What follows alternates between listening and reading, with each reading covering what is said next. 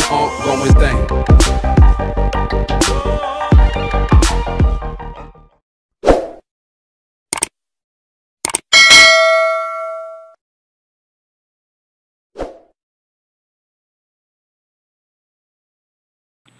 Larutan buffer dapat dibuat dengan mencampurkan larutan-larutan kecuali A. Asam karbonat dan natrium bikarbonat, B. Natrium hidroksida dan natrium nitrat, C. Amonium hidroksida dan amonium sianida, D. Asam asetat dan amonium asetat, E. Asam sianida dan kalium sianida.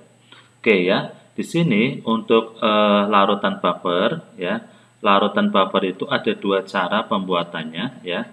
Yang pertama cara langsung ya, cara langsung. Nah, ini dibagi menjadi yang A cara langsung ada asam lemah ya. Asam lemah dicampur dengan garamnya atau basa konjugasinya. Ya. Oke, contohnya ada CH3COOH. Dia termasuk asam lemah. Garamnya dari CH3COOH apa? Contohnya apa? CH3COONA. Nah, ini termasuk suatu penyangga. Yang B bisa dari basa lemah ya. Basa lemah kemudian ditambah dengan garamnya ya.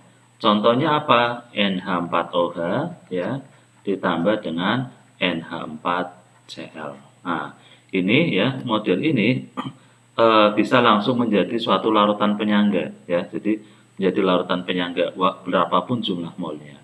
Kemudian yang kedua melalui reaksi ya, melalui reaksi.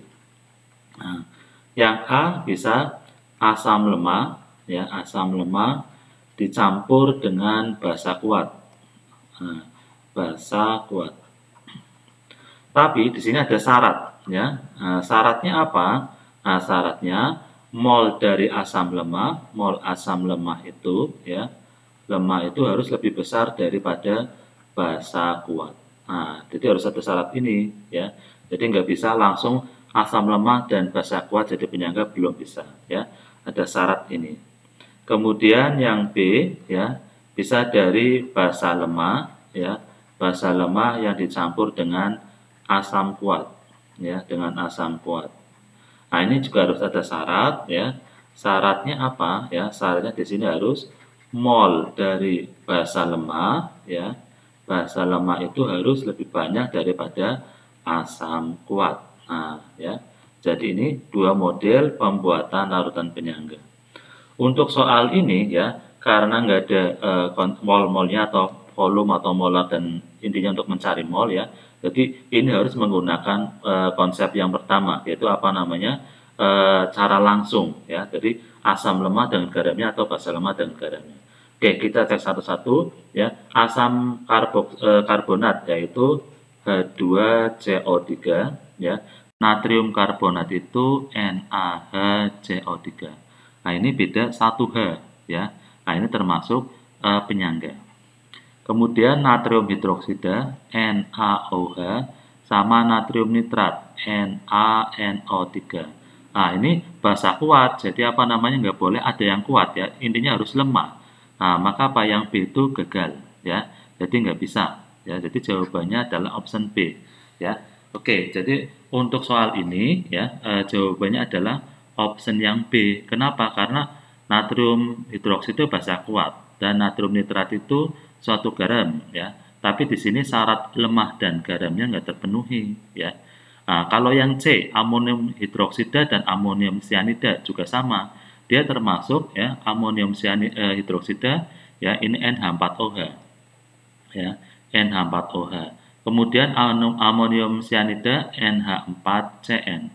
Nah, ini basa lemah dan garamnya ya. Nah, ini juga penyangga ya. Kemudian asam asetat CH3COOH dan amonium asetat ya NH4COO. NH4CH3COO atau CH3COO NH4 juga bisa ya. Nah, ini juga senyawa ini juga merupakan suatu penyangga ya. Kenapa? Karena dari asam lemah dan garamnya atau dengan basa konjugasinya ya. Asam sianida HCN ya, kalium sianida KCN juga termasuk penyangga ya. Jadi C, dan A itu semuanya penyangga. Kalau B jelas-jelas bukan penyangga ya, karena ada tadi yang kuatnya dari basa.